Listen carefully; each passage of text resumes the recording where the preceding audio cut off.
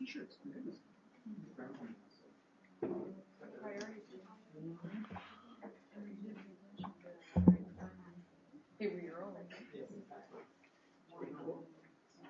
Oh, good job.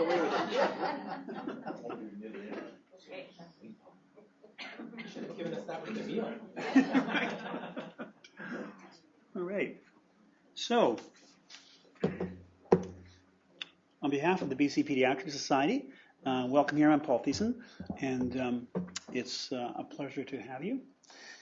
And the focus of today's session is going to be on immunization issues, which, if you'd asked me, beginning in my career, how immunizations go, I would have thought, more and more people would jump on board. And yet we have this segment of society that has tremendous resistance and causes endless pain for many of us. And so the question of how we effectively promote vaccines is an ongoing challenge. So the CDC has an employee named David Whiteley who's going to speak to us. And David's a brand champion and a community builder who promotes I Boost Immunity. Now, I have to say, I think that part of Dave's job seems like it must be pretty easy because his experience includes promoting sex positivity. I'm like, okay, that must be a lot easier than convincing vaccine-resistant parents to immunize their kids.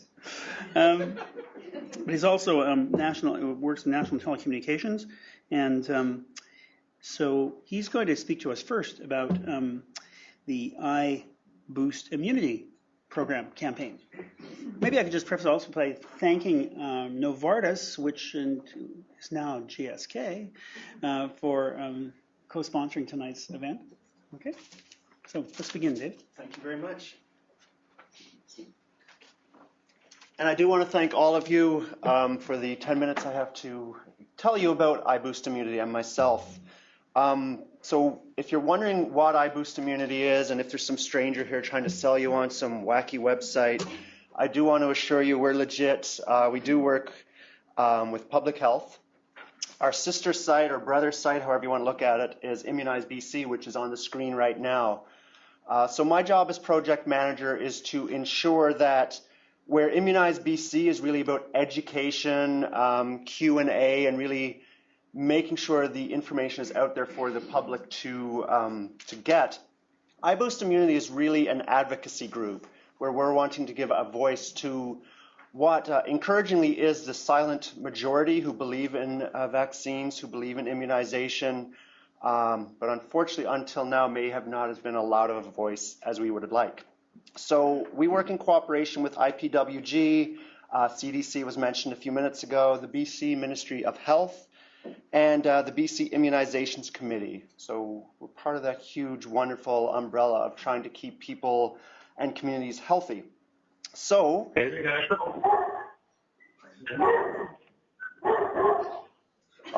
and we bring Fido when things go wrong.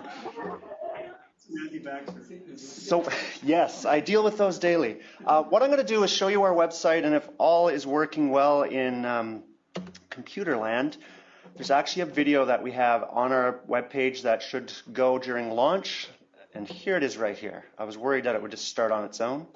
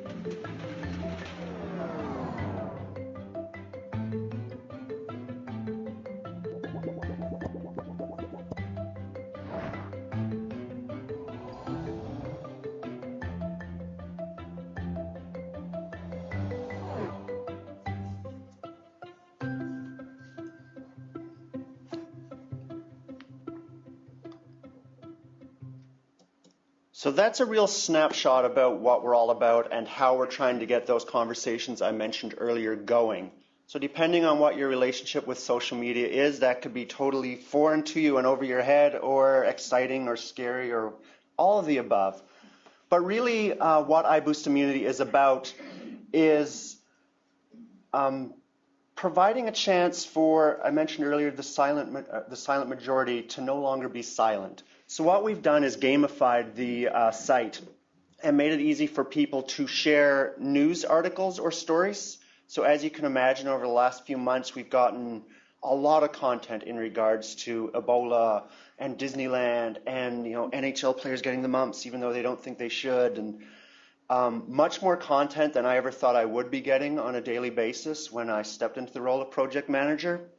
Prior to me taking on this project, I was doing this for free. I would see conversations on Facebook or Twitter where Big Pharma was tagging everyone for tracking and conspiracies were misleading the public. So to come on board with this and really have an opportunity to educate and give a voice to people was pretty important to me. So what I'm going to do is walk through really quickly the site itself and probably put a few of the pieces together in regards to what you just saw in that animation. So I mentioned articles. Every day I go through all kinds of news sites and immunization sites to see what information is out there in regards to a timely story or perhaps an opinion piece. And our goal is to always put information out there, one, that's legit. We stay away from junk science. We stick to things that are evidence-based, and that's what we encourage our users to do. So if we scroll through some of my recent feed on the page, we see, for example, a survey revealed that the recent measles outbreak did not actually sway anti-vaxxers a whole lot. There's an opinion piece with one mother who wrote that she gave her child autism. It wasn't any junk science that we typically see, and so on. And our goal is to make sure these are done in a way that's nice and not abusive, bullying, because we don't want to approach things from that way. So people can submit these, or people can rely on me submitting them. So you'll always see there's the latest articles, there's popular articles, and I can submit an article or suggest an article. I go through our team of medical experts to make sure it's legit, in case you're wondering if anything can end up here. In fact, anything in regards to photos, stories, all of that, we make sure that it's approved before people would be able to see it. Stories are kind of the heart and soul of our site. And what stories are individuals' reasons for championing or believing in immunizations. These are really things that need to be submitted by our potential audience. And it can be people who've traveled to other countries where the vaccination infrastructure may not exist in the way it does in other countries. It can be someone who's had a childhood illness or someone in their family does. It could be medical professionals who want to share their stories. And we've seen examples of all of those, actually. We try to avoid anything that could identify or go against privacy concerns. We don't want someone to be able to track down the author or their family or put people in a situation where there's potential embarrassment or so forth. So again, people submit these. We encourage people to submit them. And it's important because when we were studying the best way to approach this site, a scary thing is that people are getting their information or relying on their friends through Facebook or through Twitter. We'd hope that stat would be they go into a clinic or go to a hospital or visit someone who actually has authority in education, but that's not the case. So we thought we'd dive in and take advantage of that weird little twist to get the information out there. People can go through Instagram or the site to add pictures and upload them. One of my little tricks and fun things to do is whenever we have a big story from Canada's Ministry of Health, Bill Gates, or whatever, I'll make a little quote of it, make something that's shareable so people can see. For example, the Ebola epidemic was a wake-up call to get ready. Bill Gates said that at the TED conference a couple of weeks ago. Sometimes it's a fun graphic, things like that. People can also go through our Booster University. While they're sharing information, they can get points to get any of this swag. I know my time's running out and I could talk about this all day, so I'll make it quick. Why am I here? Why am I chatting with you guys? One, we want you to be aware of us and what we're doing. And part of our goal is to be the first line of defense in regards to getting that information. We want people to be aware of this before they're going to talk to their book club or to go online and Google for something and get, pseudoscience or junk science or conspiracies. We want to provide a way for people to get all this information and make informed decisions about going and getting shots or getting their children on the proper shot schedule. Our goal is to try to make your job easier, make people informed. What we're hoping we can get from you is, now that you're aware of us, we know you have different levels of time that you can put towards your lives. If this is something that resonates to you, if this is something that you think is useful, help us make people aware of it. Help us boost the signal. It can be something as simple as taking a magnet and sharing it with someone you know, or sharing it through your various connections. It could be something where you can go on the site and become a booster, if only to share information through Twitter or Facebook, if that's sort of the thing you do. Or you can take brochures and shirts and wear it and visibly be someone who's letting people know that there's this option for conversation. We know that we're not going to have everyone leave here tonight and sign up on the site and start sharing their stories and everything. We'd love it, Ian would say if he was here, and it would be fantastic, but we know that we want to be realistic. So if this is something that speaks to you, if this is something where you are in a position where you're reaching out to people online or in various meetings and we can work together to put together content or to be at a booth or a table, that's something we're definitely open to. If you'd like to know more about it, you can write to info@iboostimmunity.ca. What I'm going to be doing with this stuff here is kind of doing an honor system. If you're taking any of this stuff, and you're certainly welcome to, please make at least one step to share this with someone. So, if you're on Facebook, like the page or share an article or, mention to the next patient or colleague that you see that this exists and it's a way for people to learn about it. Don't be shy to write. I'm Dave at iboostimmunity.ca. I also get the info one, so if you forget my name, you can go through that. Write us, let us know how we can help you. Let us know if you're interested in helping us, and thank you very much.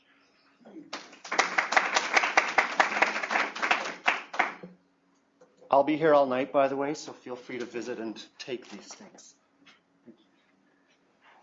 Great, thanks, Dave. That was excellent. I didn't know about that actually. Well, I'm glad to help you know. Yeah. Cheers. So there's a bunch of sort of organised paediatricians. Mm-hmm. Yes. Like what do you most need from us? Do you want the stories, and is it something that we should be encouraging the paediatric residents to take part in? That's a wonderful story, and I feel, well, you guys can all hear me, right? Yeah. Rather than have you run around. We have someone here, so maybe you can. We would love your stories. We would love you to encourage anyone who you see on a daily basis to visit the site. We are doing an awareness campaign to coincide with Awareness Month. Almost next month. It's almost a month up. At the end of April, we will be pushing and promoting our site. There's going to be lots of bibs and onesies and badges and stickers that we will be sharing, as well as pamphlets.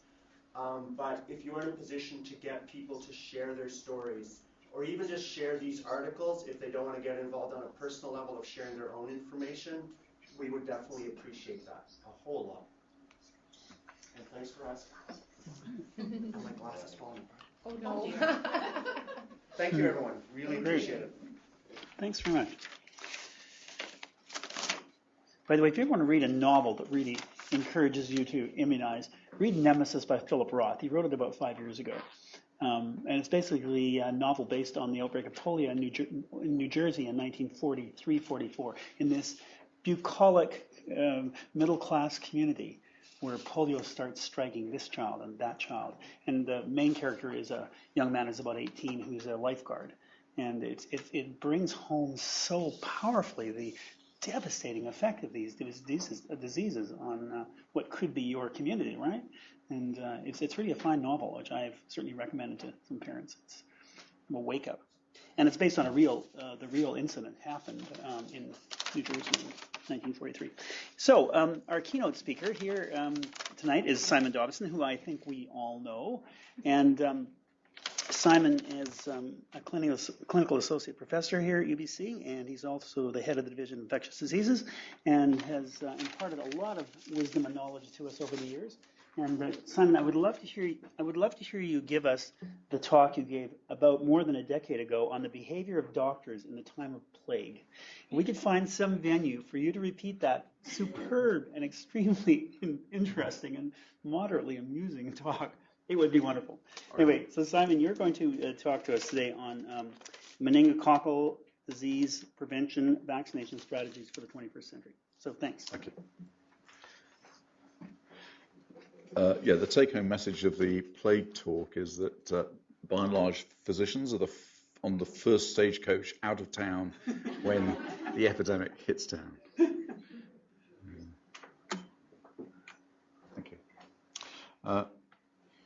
Okay, so this is not an inconsiderable topic, and so I loaded the talk up with way too many slides, and so I'm going to skip over a number of them, but please feel free to sort of break in and ask questions along the way.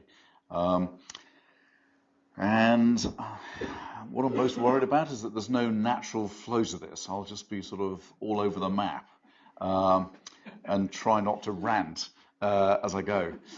So here's my disclosure slide. I work at a vaccine evaluation center, so I've worked, at least I've done clinical trials. I keep pointing out that I don't profit from these directly or even indirectly. So if I'm conflicted, I'm equally opportunity conflicted. But it's worth pointing out on this slide that the way that the pharma industry has gone, the vaccine manufacturers are less and less by the year. So on this slide, Dynavax has disappeared. Sanofi Pasteur is still around. Novartis flogged off all of its vaccine division interests to GSK recently. So now it's Merck, GSK, and Sanofi, and that's pretty much it.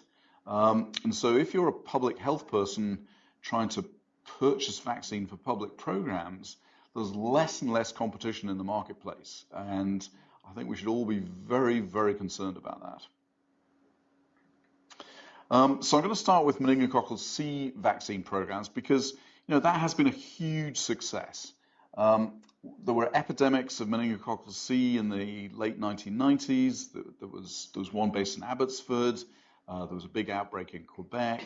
And Health Canada, to its credit, when it had to license vaccines quickly to deal with a public health threat, did so very quickly.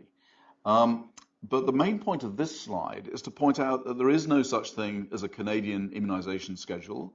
Vaccines, as in all healthcare, the responsibility for provinces and territories. And so everybody comes up with their own schedule and to some extent uses different products as well. That's neither a good thing or a bad thing. Trying to explain it to non-Canadians, it appears to be a bad thing. They look at you as though you're crazy, that there's no national schedule. The Americans, for all of their problems that they have with healthcare, have a national schedule. And anything that the Advisory Committee on Immunization Practices, ACIP, recommends, pretty much the next day becomes the law of the land. And every insurance company, every state-funded immunization program has to include what ACIP has recommended. Whereas in this country, you've got NACI, the National Advisory Committee on Immunization, that is exactly what it says, an advisory committee that advises the federal government, who has actually no role to play in whether the provinces and territories adopt new vaccines. And so that is a problem. So here's a list of provinces and territories. All of them have infant MenC programs, but you can see they're sort of given at different times. And so Alberta, I suppose we should all snigger now and say, they were rich and had all that oil money, but no longer. They could afford to do things a bit more luxuriously than the other provinces. And so they had a 3-dose schedule, 2, 4, 12 months. They actually started with 2, 4, 6, and 18 months when that was the recommended schedule.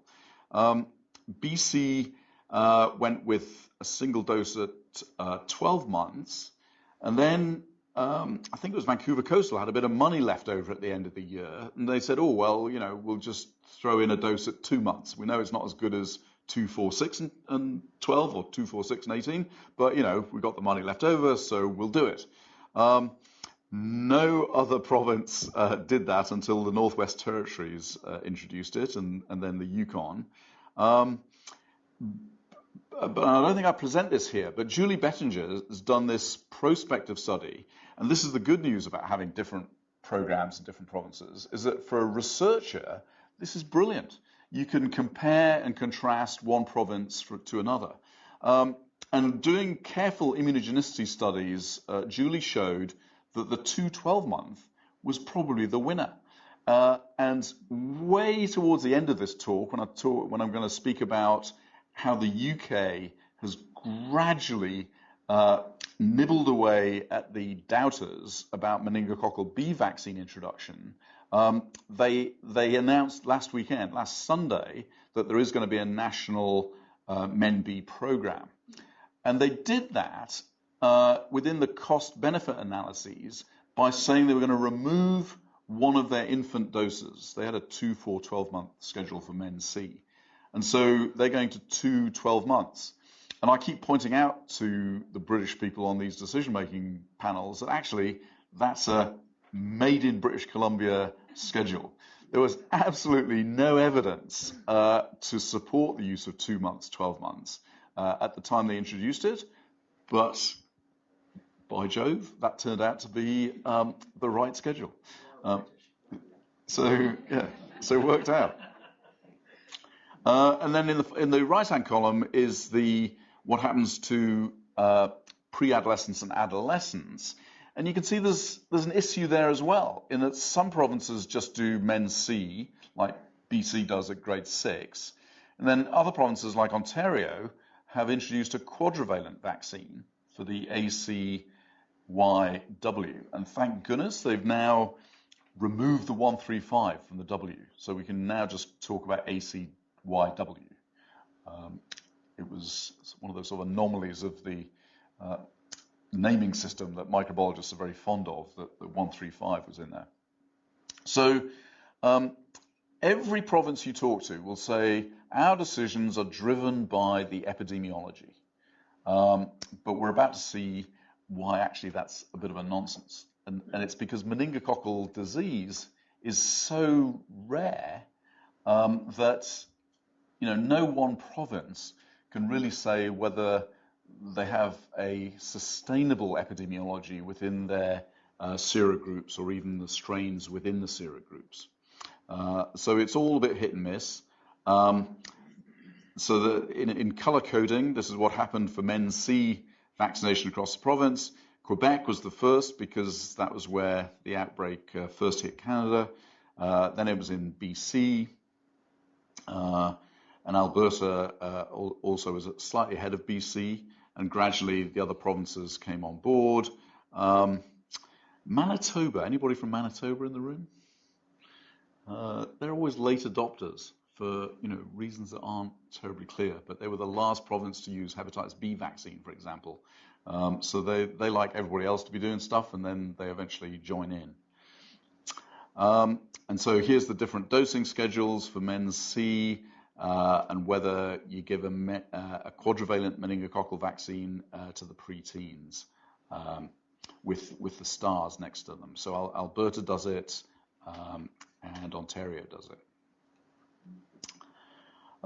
So there's this, it's been boom times in the vaccine world, in that all of these sort of new vaccines in the last few years have been added, but not all of them have been added to all provincial programs. I'm not even sure that Ontario's adopted rotavirus vaccine yet. And so, yes, no? They have. Okay. They're pretty late in the game then. And so it is a bit of a mishmash, and there has to be some sense of how you come to these decisions. What's the difference between the 1 and the 9 on that one? You have varicella and then zoster. Oh, right, zoster vaccines for old people like me. Isn't that just number 1 getting older? No, it's a different product. It's a very high potency varicella vaccine. But in that whole list on cost effectiveness, zoster vaccine by far and away is more cost effective than the other ones because of the burden of post-herpetic neuralgia in the elderly. And in spite of it being cost effective, there still isn't a single province or territory that has it as a program. So that's what I'm going to talk about next, which is, well, how do they make these decisions? And so Health Canada licenses the vaccine based on the information from the manufacturer. NACI has a bit of a role in that it looks at, does the vaccine work and is it safe? And increasingly they are going to take on the cost-benefit role. And then there's this other committee, the Canadian Immunisation Committee, which is made up of federal, provincial and territorial people who do the rest of the analysis, and I'm going to come on to in a minute. But even in spite of NACI and CIC recommendations, it's all in the lap of, and I used to think the Minister of Health in the provinces, but actually it's much more the finance minister who has to weigh off whether a vaccine program is worthwhile compared with, fixing your potholes or building a new bridge. So, we in the healthcare world think of budgets just within healthcare, but in the real world, that's not true. You're having your healthcare stuff traded off with all sorts of other things that are going on in society. So there needed to be some system for deciding how you'd prioritize how you'd take one of those vaccines from that list and put it before some other vaccine on that list. And so this framework for decision making, which was used in the Men's C programs across the country, has all of these elements to it. And this is called the Erickson and de Walds model. How poor old Dr. Ferrand got left off that, I don't know, but Erickson and de Walds is what it's called. And interestingly, all sorts of countries around the world, particularly in the developing world, look at this model and say, can we borrow it? And of course, the Canadians always say, sure you can. And so this has almost become the sort of standard for developing world countries to use this framework, and some developed world countries as well. And so this is the list. So burden of disease, vaccine characteristics is very much the province of NACI, but pretty much everything else is fallen to CIC. And the problem is the delay between NACI coming up with a statement, which may be a year or two after the vaccine is first licensed, and then you have the CIC pontificating, and that could take another year. And so you're already sort of 2-3 years beyond when the vaccine was licensed before decisions even begin to get made at the provincial level. So the Men-B vaccine is the first example of short-circuiting all of this. And so NACI and CIC got together and said, we need a working group that does all of the elements of the framework, and we're going to pronounce on it at one go.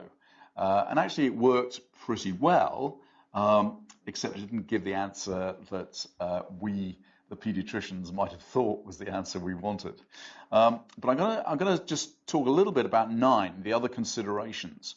So these are equity, other ethical considerations, political considerations, and then the medico-legal considerations. And so Canadians pride themselves on equity in healthcare above all else. I mean, the Canada Health Act says that. It doesn't matter where you live or which province, which territory, or where within those provinces you live, you should all be getting the same access to healthcare. Well, clearly, in the Canadian immunisation system, that is not true. And it causes public health enormous problems when people move from one province to another and suddenly their kid isn't up to date according to, say, the BC schedule. as opposed to the Ontario schedule. And so there's a sort of inbuilt nonsense to equity within the Canadian immunisation system by province. And then you have, say, HPV vaccine programs to girls, then the parents of boys are saying, well, why isn't it being given to boys? And the answer is, most provincial programs are defined by objectives. And the objective for the HPV vaccine program is to prevent cervical cancer in women. And giving it to boys without cervixes isn't really in line with that objective. And even the argument that boys are the sort of mosquito vector of HPV in mathematical models doesn't work, because if you want to prevent cervical cancer, it's all about protecting as many girls as possible and ignoring the boys. And so boys, I suppose, are sort of benefited by the fact that girls are immunized, that therefore they're less likely to get HPV. But what's happened, which is what Dave was talking about, is when it comes to public acceptance of vaccines, gender-specific programs are known not to be successful. So rubella vaccine was hopeless the uptake was hopeless when it was just directed at girls. But as soon as you made it gender neutral, then uptake improved across the board. And so, uptake of rubella vaccine in girls was in the high 90%, whereas previously it had been down in the 70%. And so there are sort of hidden benefits to making things gender neutral. And then for meningococcal disease, which is what I'm supposed to be talking about, political considerations are huge. And so there's no MP or MLA who wants to be the person whose constituent has suddenly died of meningococcal disease, and the parents are mad as hell because there actually is a vaccine, but it's not in a program. And so there are examples such as the hepatitis B program in British Columbia that was driven by one mother specifically who just wouldn't let the issue go, her daughter having died of hepatitis B, and she made the politicians' lives a misery until they agreed to fund a program. And you can easily see in meningococcal disease, which is sudden and devastating, that you don't need much of an outbreak of an epidemic to get the politicians to sort of snap to attention and say we need to do something about it. And so meningococcal disease is a very political disease in that parents have long memories about what's happened to their children with meningococcal disease, and they form up into pressure groups and know exactly how to apply that pressure. So meningococcal disease, although it's rare, is often devastating and has wide-ranging societal implications. In that the public fear this disease, whereas, say, measles, they don't particularly fear. Sometimes these things act in favor of trying to get a program organized. So I think I've blabbed on about that. So the impetus behind this talk is because of the newly licensed meningococcal B vaccine. I say newly implemented, but it was January 2014 or something. So that's already a year away, and New to us. yeah, but it's it's been around, but it speaks to how difficult it is for a vaccine that's licensed but not yet in programs, or not even in programs, to get much traction. And it's again because Canadians, survey after survey, show that if the Canadians believe that if this was an important disease, it would be in a program. If it's not in a program, there must be something either wrong with the vaccine, or it's not actually terribly important, and we're not going to do it. And God forbid that they'd actually have to pay to get their child immunized against some new vaccine. So Canadians will pay hundreds of dollars to immunize their puppy in the first year of life without any thought about the cost of it. But if you ask them to pay for a baby's immunization, they're going to say, well, if that was really an important thing, it would be in a public program, which is, you can easily see how the public would think that. So Why a vaccine for meningococcal B? And the next few slides are going to sort of try and explain that. But it's as everybody in the room knows, it's easy to misdiagnose in its early stages. You don't always get a purpuric rash. Sometimes it's a macular-papular, not very specific rash at the beginning, and it's not until a day or so later that it becomes purpuric. But usually it's a sudden onset, child goes to bed well, and is nearly dead, or found nearly dead in the morning. It has significant morbidity and mortality. The morbidity is something that people haven't really talked about that much, but there's up to 20% of survivors do have a significant sequelae, and I'll sort of list those later on. And so that's the sort of picture that we as pediatricians all recognize. It's a strictly human pathogen, and it's little understood why, when asymptomatic carriage is so common, and depending on the waves of meningococcal carriage through your population, that carriage rate can be anywhere between 1 and 35%.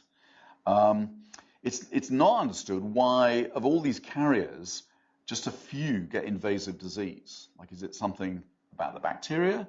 Is it something about the individual who gets the disease? Or is it something as simple as having a concurrent upper respiratory tract viral infection? It is recognized that you can have a prodrome that is obviously a viral infection that in some way made it more likely for you to get invasive disease. And of course, the lawyers live off this sort of stuff. Your child was brought to the emergency room with a temperature of 38.5, had a runny nose and a sore throat, and you patted the kid on the head and said, go home. And then within 24 hours, the child is back in the intensive care unit with meningococcal disease. And then you're sued because in some way you didn't pick up the fact that the child had meningococcal disease at the initial presentation. Probably the child did not have meningococcal disease at the time of initial presentation. And so, we've all seen that. That there are some established risk groups, some babies under a year of age in particular, and that's because of waning maternal antibody levels, maybe a relatively immature immune system, although Toby Coleman would object to that vehemently. And then in adolescence, you've got the highest rate of carriage, and then you've got lots of congregating in groups, smoking, shouting at each other in bars, kissing, sharing of drinking utensils, living in university dormitories, travel, etc., etc. So it's usually out of the blue, usually no hint that there was something that particularly picked out that child as having, more trouble with infections in the past. It's usually just completely out of the blue. And this is the sort of time span that you're all used to. A little bit of non-specific stuff in the early hours, but within 12 hours, signs of shock, the purpuric rash. If you get meningitis, you're lucky because your immune system has in some way managed to localize it to the CSF space. It's the kids who have rapidly progressive septicemia without meningitis who are more likely to die. And so, we're all used to that.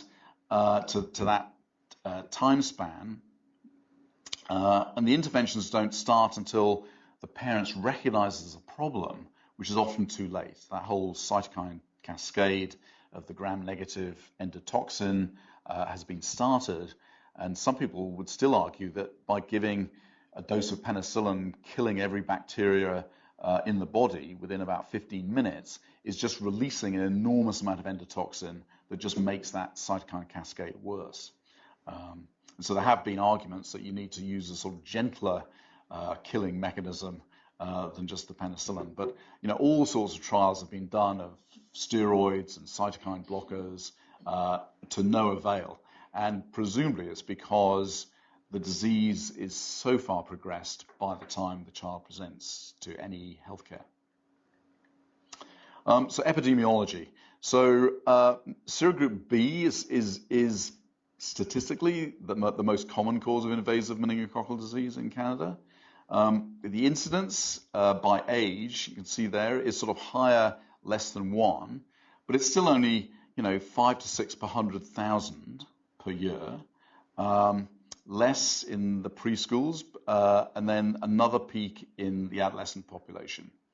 And although death is, less than 10%, there aren't that many infections that we see with that sort of mortality rate.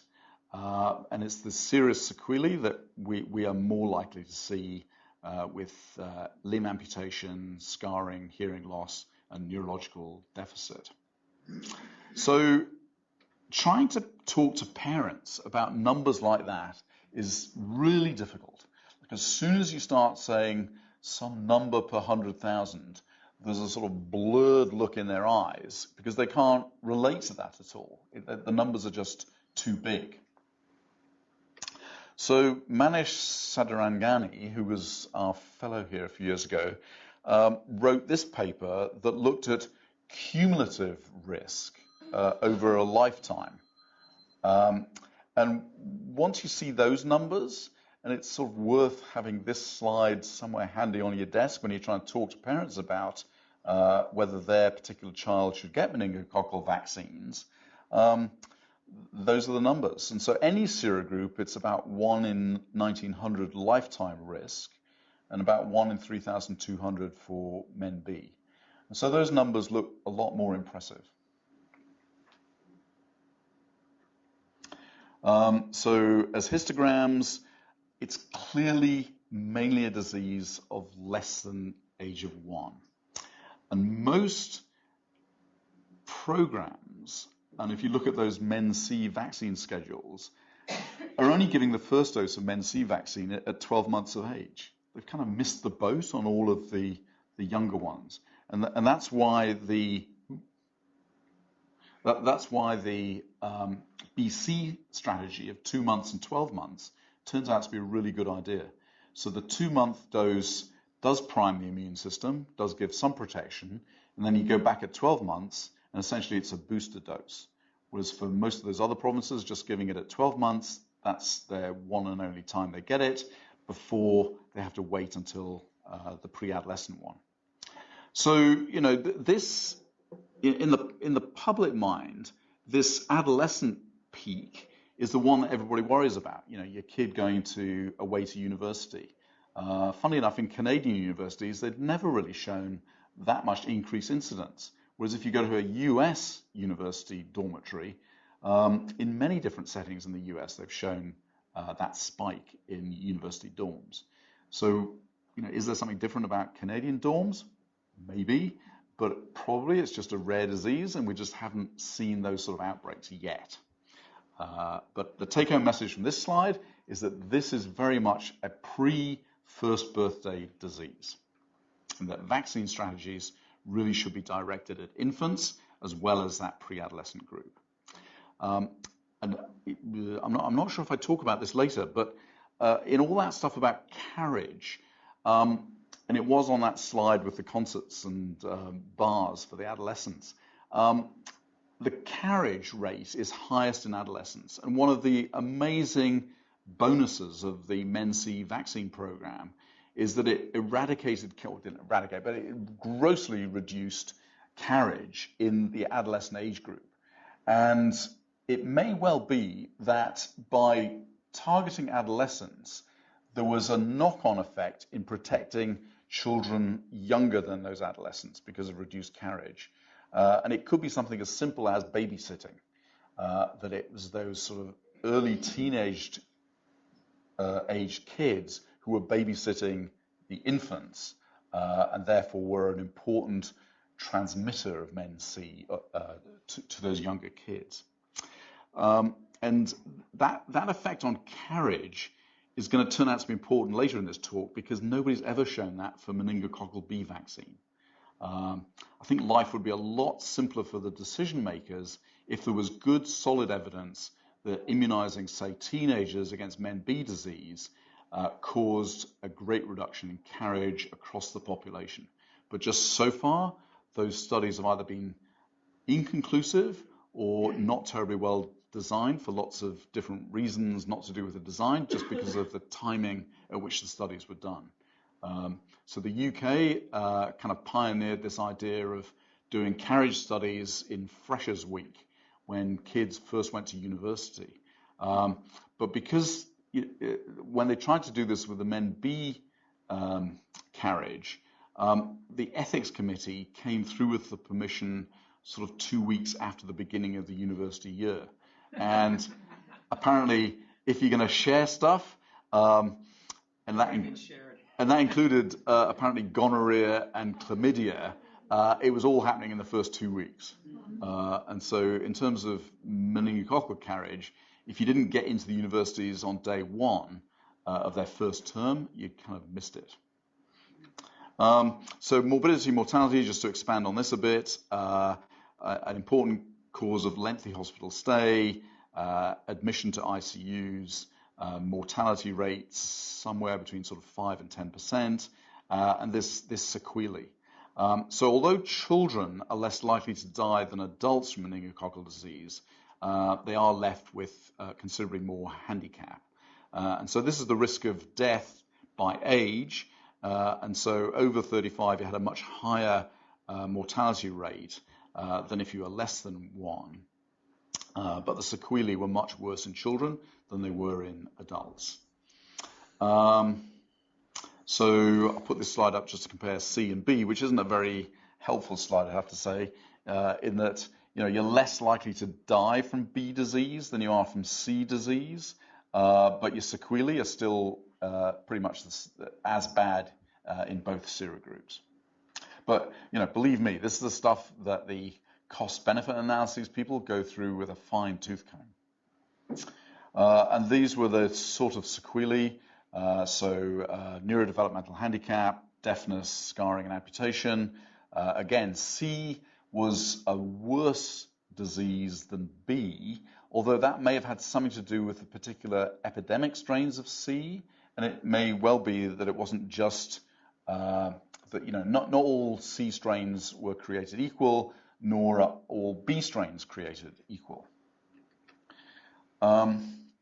So the Men C programs have been spectacularly successful wherever in the world they've been used, including in Canada. And so the historical pattern of kind of waves of C disease going across the country have been completely aborted by the vaccine program. This has been one of the most successful in terms of impact on that objective that provinces use to introduce programs. So all sorts of different schedules, but they all seem to work. Herd immunity in terms of carriage prevention is the critical thing for Men C disease.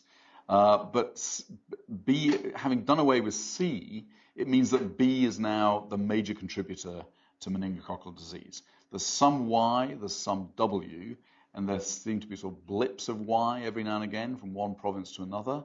But really, it's B disease that's the main problem in terms of trying to control meningococcal disease in the country.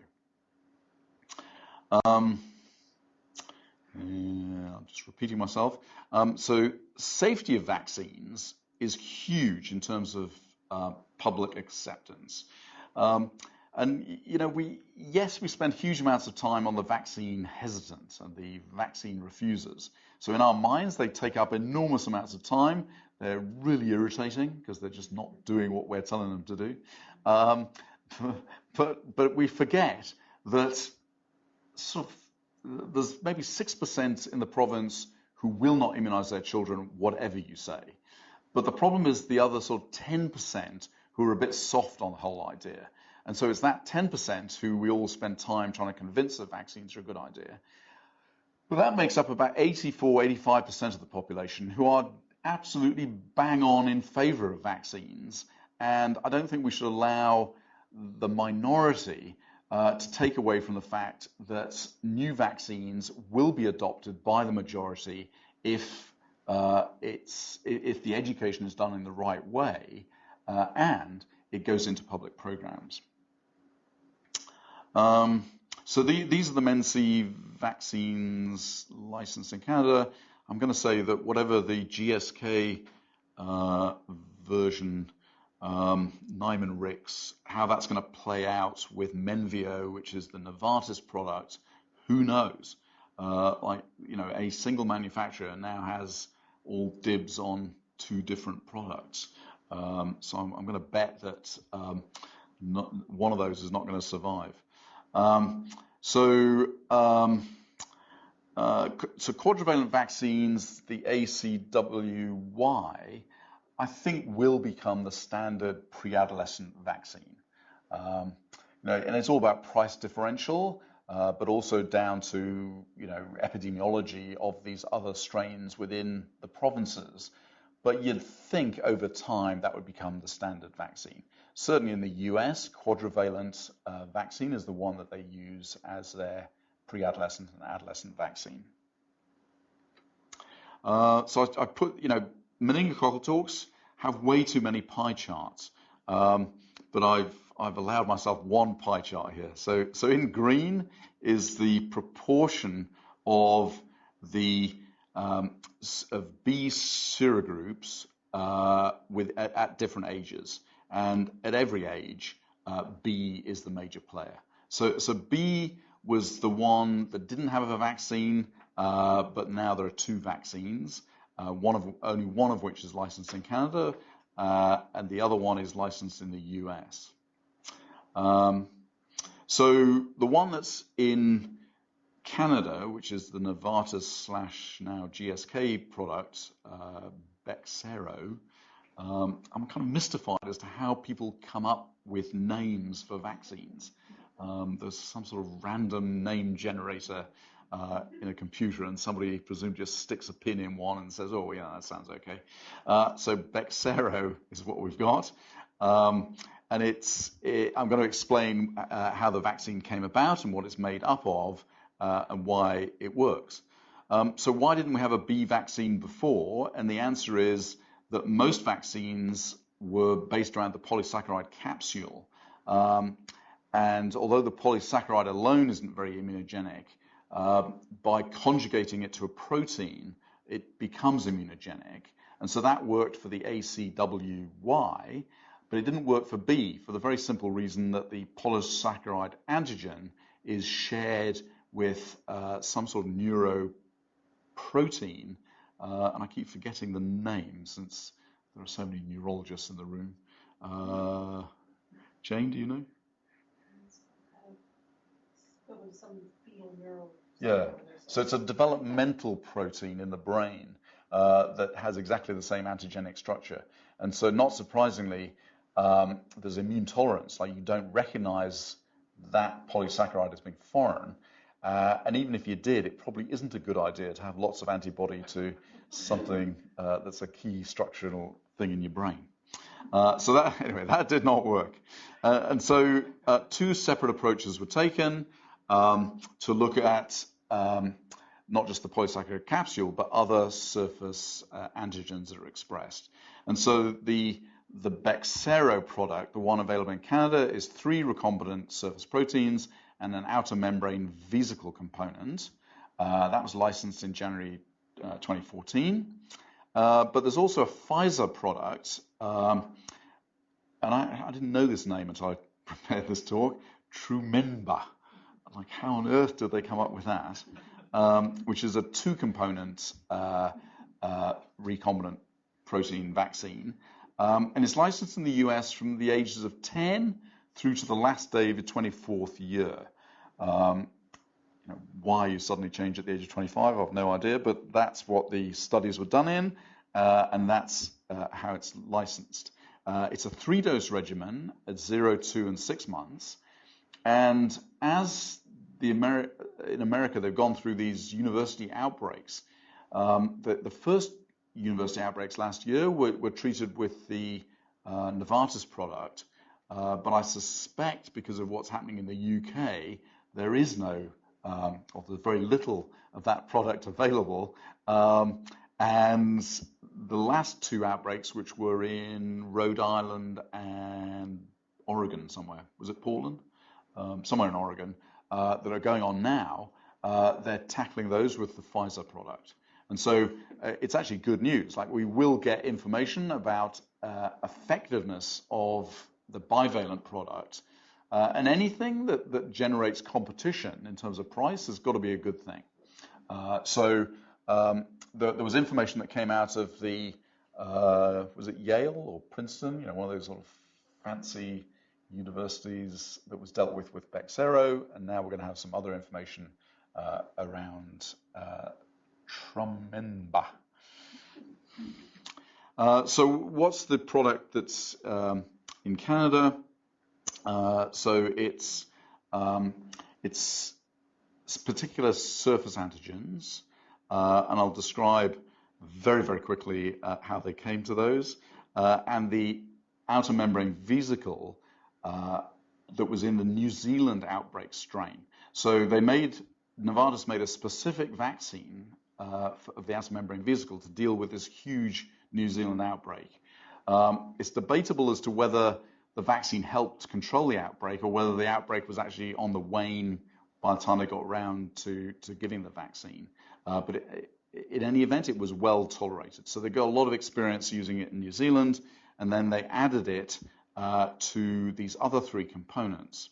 I'm getting this a bit back to front, but the outer membrane vesicle it tends to be strain specific. And so although it would work against the New Zealand outbreak, if we had an outbreak here, it wouldn't necessarily mean it was going to work for that particular strain. And so the reason this is all so neat from my point of view is that this is the future of vaccines. So it's reverse vaccinology. They had the bacterial genome. They then identified what the genes were that expressed proteins. And so they had a whole stack of proteins that were available to them. They then stuck the proteins into some unwilling mouse and then exposed the mouse to meningococcal bacteria. And if you were lucky as a mouse, you were protected. If you were unlucky because it was one of the other unprotected proteins, then you died. And so you can sort of work your way around that circle. They had 350 candidates. They whittled it down to 91. They then tried to figure out, well, which ones are actually most active in terms of killing the bacteria, and they whittled that down to 28, and then finally to 3. And it wasn't until they established which proteins they were going to use that they then worked backwards to find out, well, what are those proteins, what do they actually do? And the answer was there's a factor H binding protein, NAD-A, a Neisseria adhesin A, and then the Neisseria heparin binding antigen. So those all sound great. Like if you were sort of trying to explain to the public why the vaccine worked, you'd say, oh, look at all this Neisseria binding, this, that, and the other, which sort of implies that they were sort of much more designer than they actually were, as opposed to having just taken it from the genome. But this is the future of vaccines. So it doesn't protect against all Men-B strains, and that's in contradistinction to what happened with the Men-C vaccine. The Men-C capsular polysaccharide vaccine, that worked against all Men-C strains. So the problem with this 4-component one is it doesn't cover all Men-B strains. And so when you look at Canadian and Men-B strains, it covers about 2/3 of them. And that pie chart tells you how many of those 4 antigens are represented in the different strains in Canadian strains. So one of the unanswered questions is, if you go into a population and you vaccinate them, are you causing pressure on the colonizing strains, and that you may end up with a predominant strain that isn't covered by the vaccine? And so that didn't happen with Haemophilus influenzae type B. It may or may not happen with pneumococcal, the Prevnar 7, in that as soon as you start using Prevnar 7, some other strains became very prevalent that are now covered in the Prevnar 13. And so far, we haven't seen replacement of any other pneumococcal strains since Prevnar 13 has been used. And so it's one of the things to be looked for. What if they improved? Would they improve it if they went closer to the 28? I mean, they whittled it down from 28 to these. Well, they could have done, but the trouble is there's more competition, and so it's not always additive.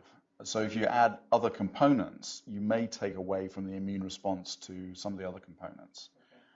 So I'm sure there was a reason why they just stuck at 3 plus the outer membrane vesicle. So as you know, there's an outbreak of MenB going on in parts of Quebec, and it so happens that this vaccine covers about 90% of those strains in Quebec. But it's, when you're crunching the numbers on cost benefit, this is one of the things that counts against the MenB vaccine, is that it doesn't cover everything. And so there's a picture of different provinces.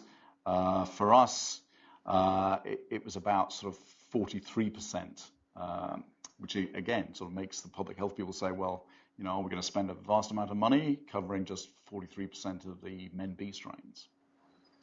But of course, this is not unique to meningococcal B disease. So we're quite used to not covering all strains of pneumococcus.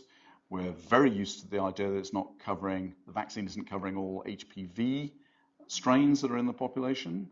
And by those criteria, the MenB vaccine is really no different. So this is the boring bit of the talk where, the sort of pre-licensure stuff where you've got to go and give lots of trial subjects the vaccine and then measure their immunogenicity. It's such a rare disease that you can't do the classical phase 3 placebo-controlled trials. And so you have to rely entirely on the blood of the recipient being put up against specific strains.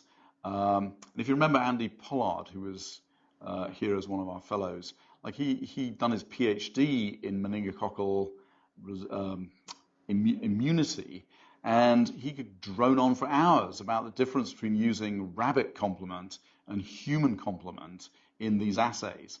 And the regulators will only accept the data from human complement, which is in very rare supply. So these are incredibly difficult, expensive studies to do. I think the regulators have slackened off a bit and now do accept some rabbit complement data. It's much easier to, bleed a few rabbits white than it is your favorite human subject, because not all humans produce standard amounts of complement that work in these assays. So, the trials in infants is a 4-dose schedule, 2, 4, 6, 12 months, and that immediately makes public health people go a bit sort of pale, because the idea that you're adding another 4 vaccines, shots, to an already crowded infant schedule is not something that they would take on lightly. So green and baseline, this is what happens at month 7 after you've given the 3 doses. And then there's, at least for those 2 on the left-hand side, there's very little drop-off before you get to the pre-booster 12-month dose. But the poor A, which is the outer membrane vesicle immunity, has dropped a lot before you get to that booster. But of course, by that time, you've had 3 doses, you've got immune memory, and by the time you get your 12-month dose, it's all looking hunky-dory. And at least up to 2 years of age, that looked as though for one of the components, the NAD-A, that immunity was maintained. But you can see for the other ones, it's beginning to drop off. And so that's one of the other big public health questions. How long do you get protection having had all of these doses of vaccine before a year of age. And just to show that, I'm not just recycling talks, this was published March the 30th. And so this is the 5-year follow-up. And again, it's from the same Oxford group that Andrew Pollard now heads up. And actually, the results aren't brilliant. And I'm afraid the next slide just shows my very poor cutting and pasting from PDF skills. But really, the coverage had dropped off considerably by the time you got to 60 months compared with what it was like at 13 months. And so, you got perfectly matched strains and then you got some partially matched strains. But actually, the protection wasn't, it had significantly altered. But the good news was that when you went in with another dose at 60 months, you immediately boosted them all up to protection. But the problem is that meningococcal disease has a very short incubation period, sort of 2 or 3 days, from the time you first get colonized to when you get invasive disease. And so it's a bit like diphtheria and tetanus. You need antibody there and then when you meet the bacteria. And so this is a bit of a problem with meningococcal disease because you actually don't have time to naturally boost from acquiring it in the back of your throat. And so again, another huge knowledge gap as to you're spending all of this money, all of this effort, getting infants immunized. Yes, that is the peak period in terms of the epidemiology, but then are you left unprotected from about the age of 5 up to whatever you might do again in adolescence? So I'm just going to spend a couple of minutes on safety. This is quite a reactogenic vaccine. So tenderness, redness, swelling, an induration at the injection site. The 4 component meningococcal B vaccine with routine vaccines versus men C and routine as the comparison in green. And I'll just draw your attention to the fever bit. And so the 4 component men B vaccine given with routine vaccines showed about a 40% rate of fever greater than 38.5. And again, public health kind of quailed at that a bit because the last thing they wanted to do was kind of cast a pall over the whole of the immunization schedule by introducing one of the vaccines as causing a lot of fever. I'm going to come back to that because actually the true story isn't anything like as bad as that's made out to be. I'm just going to do the adolescent bit here. So 2-dose schedule, and I'm going to say at least a month apart. Is that what it's licensed for? And again, brilliant immunogenicity, good immune memory. And so it looks as though for adolescents, a 2-dose schedule, at least a month apart, is the right way to go. And again, you get very good persistence thereafter. So every time you introduce a new vaccine, you are obligated to look at what happens to all of the other vaccines that you give at the same time, which is a very arduous and I guess kind of boring study to do, but it has to be done. And so if you look at all of these other vaccines that are given at the same time as Men B vaccine, nothing jumps out except for polio type 2. And it decreased the amount of antibody to polio type 2, but really it was just from an awful lot to a lot. So it wasn't as if this is, from a public health point of view, a significant downside to giving it at the same time as polio vaccine. So back to the fever story. It was short-lasting. So just within a couple of days, the fever had gone. But you can see that there's, there's quite a lot of 39 to 40 degrees centigrade. And so the question in the public health mind was, well, would that make the parents go and seek out a doctor or an emergency room at great cost to the healthcare system and great annoyance to the parents? But this really very clever set of studies were done that looked at observer blind, where the parents didn't know if their kid got the Men B vaccine or the routine vaccine with Men C, And if they didn't know, they did worry about fever, and they did tend to go and see a doctor. Whereas if it was open label, where you knew that your kid had got MenB vaccine and you'd been told to expect a fever, then actually there was much less healthcare seeking behavior. It was as if you were forewarned that there was going to be a fever, you were prepared to put up with it in your child. And also, just giving a bit of Tylenol also blunted the fever response. And, you know, there was all that stuff about we shouldn't be giving Tylenol with vaccines because it blunts the immune response. That has turned out to be, it hasn't really held water. Like there's plenty of other studies that looked at giving Tylenol at the same time as vaccines that did not alter the immune response. And all of those co-vaccine, giving the MenB vaccine with all the other vaccines and looking at the sero response, there was no difference as to whether you gave paracetamol or not to that. And so I think that's a dead issue. And I must say, I never stopped giving Tylenol or Advil with vaccines. Again, knowing that your child's going to have a fever, giving some prophylactic Tylenol seemed to do the trick. So what's happened in Quebec? So they've given this vaccine to over 45,000 people from 2 months of age to 20 years of age, and looked very carefully at the safety profile. And so only about 15% of children less than 2 years of age develop fever, and that compares with the 40% in the pre-licensing study. And there were only 2 febrile seizures in the whole of that population. And in the older children going to school, there was about 6% absenteeism the next day. And so, by and large, the parents, when asked, said that they were prepared to tolerate that side effect profile for the benefit of the vaccine that was being given. But they're living in a sort of epidemic area, and so they're obviously very keen on the idea of getting the vaccine. So this is the schedule, and I think is there some of the information there about MenB vaccine, or we've just got the public health, the BC-CDC stuff? Oh, and the BC Pediatric Society. So there are cheat sheets for all this, and so I'm not going to spend a huge amount of time on that.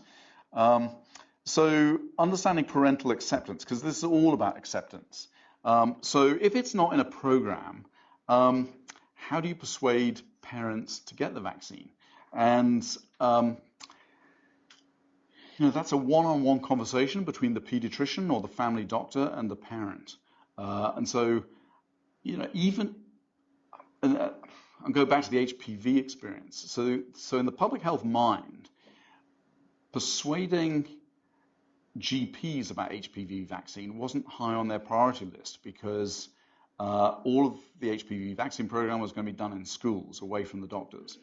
They somehow completely forgot what had been known for a long, long time, which is that it's the GP who forms the opinion of, or helps to form the opinion of the parent about the vaccine.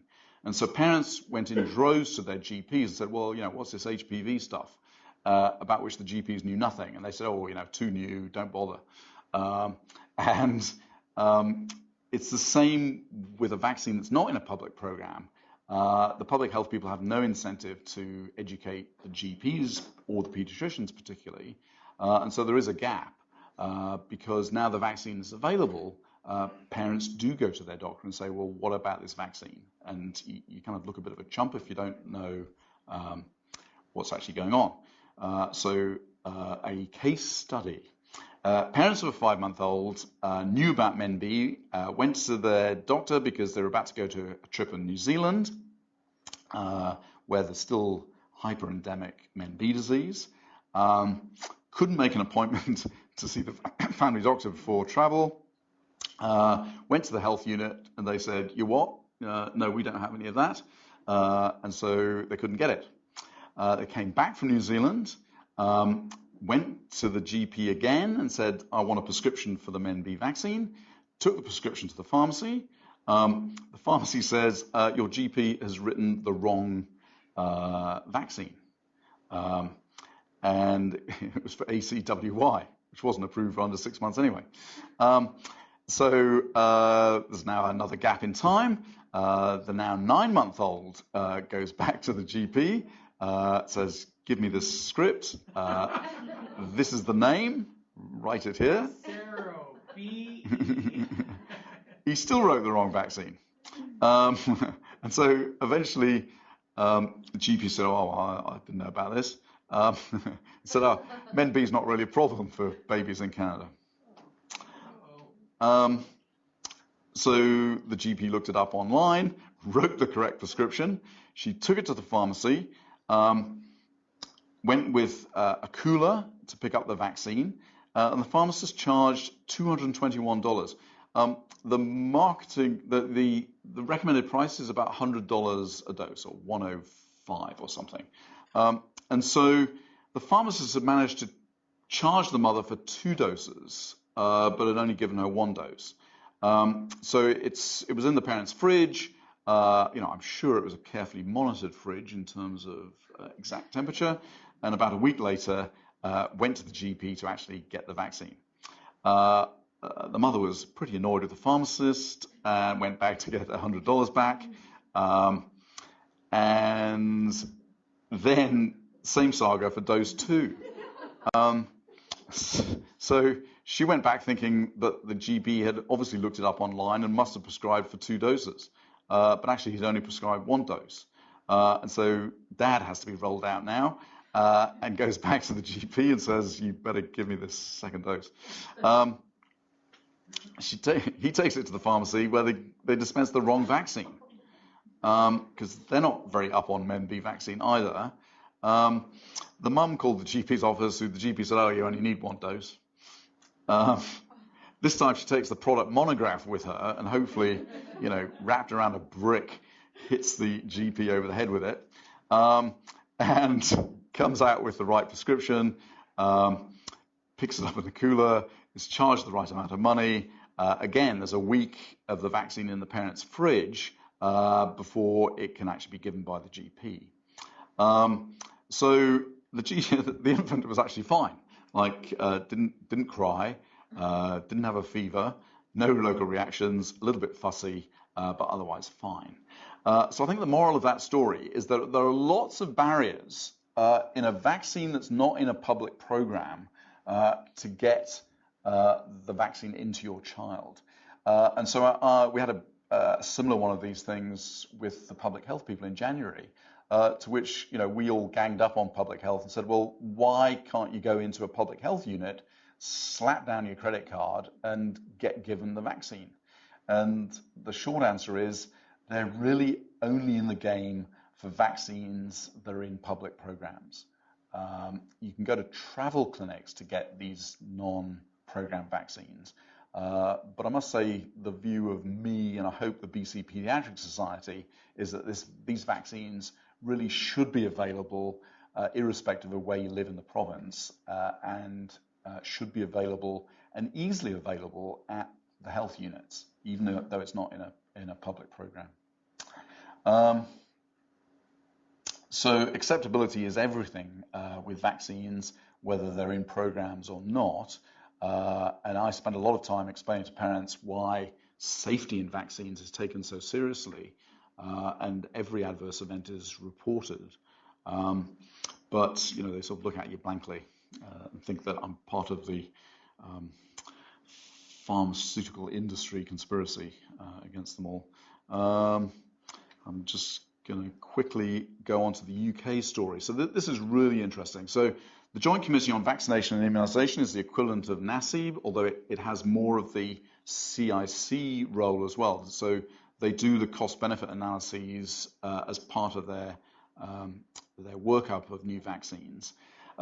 So in summer of 2013, they came out with this statement: routine infant immunisation is highly unlikely to be cost-effective at any vaccine price. This is for meningococcal B disease. Sorry, meningococcal B vaccine.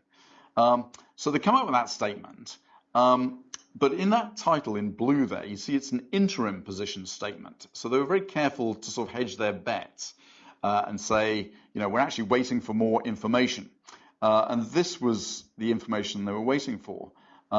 So they wanted a much more detailed analysis done on where you put the program, infancy or adolescence, with or without catch-up. Would you have a routine toddler program? The transmission dynamics, like what was going to be the indirect impact in terms of carriage, because that would have a huge effect on whether it was cost effective or not.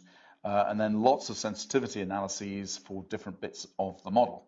So, that all sounded very, very reasonable. But they still said that in a sort of revised statement, they said, well, under certain circumstances, mainly related to the price of the vaccine and the effect against carriage, then adolescent programs might be cost effective, but there were lots of uncertainty around the parameters. And the only way to figure out whether it was cost effective or not would be to introduce a program and then very carefully monitor whether it was being effective or not. And so it was like a catch-22. You can only figure these missing bits of information out if you have a program. And they were reluctant to start a program until they had the information. So the UK media went completely crazy about this and just said how nonsensical it was to have an effective vaccine that some manufacturer had used incredibly good technology to create. And if nowhere in the world was going to use this vaccine, then that message to the pharmaceutical industry is it's not worth developing vaccines for rare but serious diseases. And so, it's sort of okay for common, maybe serious diseases. So, I mean, RSV is a good example. So RSV, which has a low mortality rate but a very high morbidity in terms of hospital admission, that's a great candidate for a vaccine. But for something like meningococcal disease with a much higher mortality rate, but rare, then why would anybody bother to do new vaccines? And so we were at sort of a tipping point. If there was no country in the world that was going to use MenB vaccine in a program, things looked kind of dire for the future of vaccine development, really. So the media really took them to task. There were sort of editorials in the sort of quality papers lambasting the JCVI for this decision. But lo and behold, last weekend, so this is about a year later, so as a result of the media attention, there was a bit of sort of parsing of the way in which the statements were written, and eventually it was the Prime Minister who announced that they were going to have this program. And that's pretty unusual in the vaccine world as well.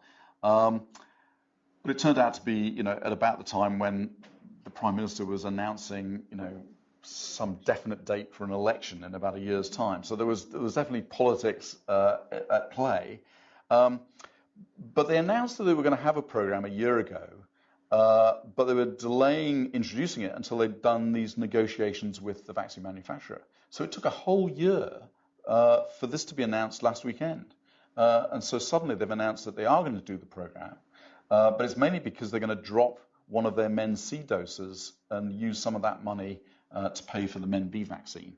And presumably we're not allowed to know what the price of the MenB vaccine is, but I'm sure eventually we will find out, and I'm sure we'll find that it's considerably less than the over-the-counter price that you'd have to pay in Canada.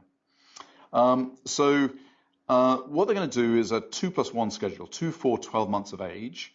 So they're dropping the 6-month dose.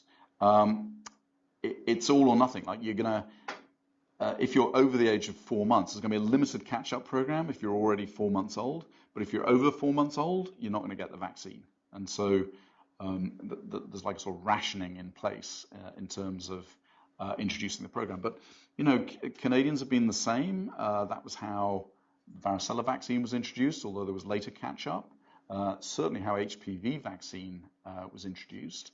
You either met the new age criteria, and if you're older than that, you didn't get the vaccine, or you had to go out and buy it.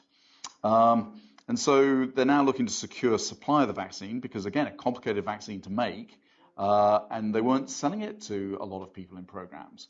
So they're presumably having to work like crazy to get enough vaccine supply, which makes it a bit dodgy for the rest of us if we wanted to introduce programs here. And so, lo and behold, who should be the chair of the JCVI but Andy Pollard? it's good to know that graduates of our program go on to great things, but I think you could have predicted that with Andy. So Group B meningococcal disease has been a high priority for prevention for decades because it is a devastating, potentially fatal disease which strikes suddenly and unexpectedly, especially affecting young children. JCVI anticipates that introduction of the new MenB vaccine for babies will reduce the number of cases in early childhood, ease the burden of disease for the NHS, and defend the health of the nation's children. I'm not sure if Andy wrote that himself or, some PR person, but you've got to admit it sounds pretty darn good. And by comparison, the NACI statement of 2014, given all the uncertainty around 4C MenB vaccine, it is recommended that the vaccine not be used unless a comprehensive plan is implemented to evaluate its impact through surveillance and research as a prerequisite to implementation. But again, that's the catch-22 that the British ran into, is there's no way you can pull that off unless you actually introduce it as a program somewhere. So everybody's looking at Quebec and saying, have you immunized enough children in the target population in the teeth of an epidemic that may already have been past its peak to know whether the vaccine is working well enough. And unfortunately, in Quebec, they have not done the carriage studies. They couldn't get themselves... carriage studies are incredibly complicated to do, and just rolling out the program to deal with a public health emergency meant that something had to go by the wayside. So they've done good immunogenicity studies, they've done very good safety studies, but unfortunately, the carriage studies still have not been done. I think in Canada, I like to think that we would get the vaccine into programs eventually, but at the moment, it's not even on the horizon, I would say. So we're left with a vaccine that we all as pediatricians think is important, but there's this huge education gap, particularly with the GPs. So we're sort of looking to the BC Pediatric Society to get this message out about licensed but unfunded vaccines. I think that's how it's being worded. Licensed but unfunded, of which MenB is just one of several. Hep A is another good example. I think we as pediatricians do have a role to advocate for use of vaccines, even if they're not in programs. And the best way to do that is through our local networks and speaking to GPs particularly, and to keep the pressure up on public health. These are the research questions, close eye on the incidence, looking for any evidence of replacement. The strain identification stuff is quite complicated, and Novartis, I think, were very clever in that they allowed the technology to do that, whether the strain is covered by the vaccine. They did sort of intellectual property transfer agreements, and so the National Microbiology Lab in Winnipeg has access to MATs and will be following the strains carefully. Duration of vaccine effectiveness, but that's the case for all vaccines that we use. We introduce programs or introduce new vaccines without knowing what the long-term effectiveness of them is. But this stuff in a very competitive research world is not high up on the list of priorities for people. And so unless there's some pool of money within public health to do what I would say is their job in terms of vaccine effectiveness across the board, it's very difficult to do this in peer-reviewed, competitive grant situations. That's it. Thank you.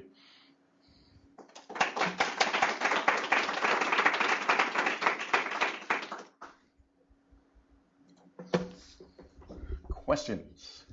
I haven't bored you all into the ground. Sheila. So Simon, just to get it straight, so now if our patients don't fit into these few categories that get it funded free, the best thing is to tell them to go to a travel clinic and pay for it themselves. Yeah. Are the travel clinics a little more organized than that scenario you gave us? Well, that wasn't a travel clinic. That was a family doctor. No, I realise that. Yeah. But they are. So they are knowledgeable. Like their Yeah. business is really Is really doing licensed but unfunded vaccines. Because I think there's nothing going to put people off more than those trips Yeah. backwards. No, that's crazy. Yeah. But plus the pharmacy takes its cut. Yeah. Whereas public health, in theory, could do bulk purchase and offer a much better price. I now realise I've left out the bit about the NACI statement that where there are categories of patients, say asplenics, specific immune compromised populations, who would be able to get the vaccine for free. Yeah. And actually, I would have thought you could. It says on here. I would have thought you could turn up. No, it says on this thing for the men B, it says the vaccine is but not provided free. Yeah. Right. So if you've got no spleen, you still have to pay for your. Only in an outbreak situation or a contact of a case. So if you're a microbiology tech, you can get the vaccine for free through employee health. Well, it says here the vaccine is also recommended but not provided free for laboratory workers routinely exposed to. Yeah, well, I think employee health is on the hook. Okay. Yeah. Do you think that they would ever be able to use that same technology to develop a vaccine for RSV, or an active vaccine? RSV is tricky in that it's what ethicists use to explain why placebo-controlled trials are ethical. There was a killed RSV vaccine that was killed or live? No, it was killed. So they gave killed RSV vaccine to a bunch of Australian children, and the first RSV season, a whole lot of them died. And whereas the placebo ones obviously didn't. But that was manufactured in the traditional way. Yeah. So using the reverse engineering. Well, I mean, there are component RSV vaccines in development, but they're being very, very cautiously introduced through trials because of that Australian experience. But yeah, I mean, the test for hepatitis C was developed through reverse DNA technology, RNA technology. So it is very much the wave of the future. Simon, is there a way that the Canadian Pediatric Society can put more pressure on our government to develop a true national strategy? So the National Immunisation Strategy has been around for at least 10 years. I mean, it's been successful in some ways. So HPV vaccine, for example, was a federal, it came from federal money, but it replaced varicella vaccine and a couple of other vaccines that other provinces were relying on the federal money. So they introduced programs, and then the federal government pulls the rug out and says, oh, we're going to use that money for HPV now. And so now you're on the hook. So I think the provincial governments are very wary of kind of national pressure on things because it is such a local decision. But yeah, I mean, any advocacy, I think that is the role of us as pediatricians, and it has always been the role of the CPS to do that.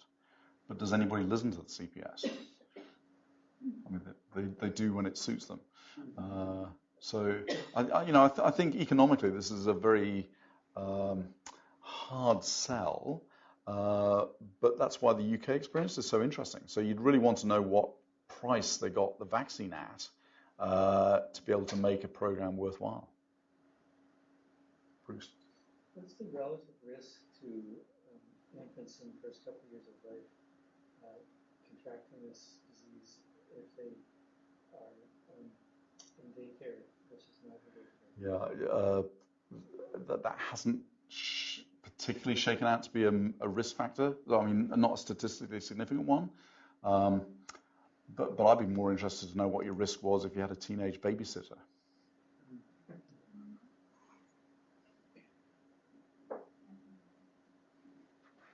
So the reason why Pfizer has the U.S. market and Novartis / GSK has the Canadian market, is it just convenience or is it competition? It's interesting that the Pfizer vaccine in their early immunogenicity trials wasn't very immunogenic. That's the word. In infants. And so you'd notice that they got the license from 10 years to 25 years. And they've completely ignored the pre-1-year-old because actually they wouldn't have gotten the license because their vaccine's not particularly immunogenic in that age group. And so I think it's an accident of fate that the outbreaks have been in universities and they needed something to control it. And so in that initial, I'm going to say it was Yale. Princeton? Okay, one of those Ivy League places. So the Bexsero wasn't licensed in the US. They had to give it a sort of special license to be able to use it for outbreak control. And so as the UK has sort of sucked the vaccine supply away from North America, now that they had these new outbreaks, they went with the only thing they had, which was the bivalent. So, I would say within a year or two, both vaccines will be licensed in both countries. It's just a question of time. Bruce? So I heard on radio the other day, so it must be true, that babysitters in British Columbia get paid on average about $14 an hour, which is well above minimum wage. So if I now projected myself back to the days when I was thinking of babysitters, and I would be wondering what qualifications they want to have.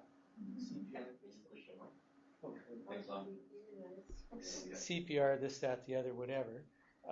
One of the things that I might now ask is, where's your immunization certificate? And since we've got a social media, campaign person in the room, maybe since that's a message that I think we're hearing from you, maybe that's something which, if to get your $14 an hour as a teenage babysitter, it's a marketing tool to be able to say that you've had all the immunizations, including things that you might carry into somebody's household that could be deadly to a baby. And your puppy's been fully immunized as well. Is that not in this age of tracking things like earthquakes and flu by social media and having information kind of travel quickly and have impact quickly? Is that not an opportunity? So I'm going to punt that question to Dave. We've actually shared at minimum one, I think, a couple of stories about just this thing. For example, has your sitter been protected against whooping cough, and what other immunizations has your sitter gotten or potentially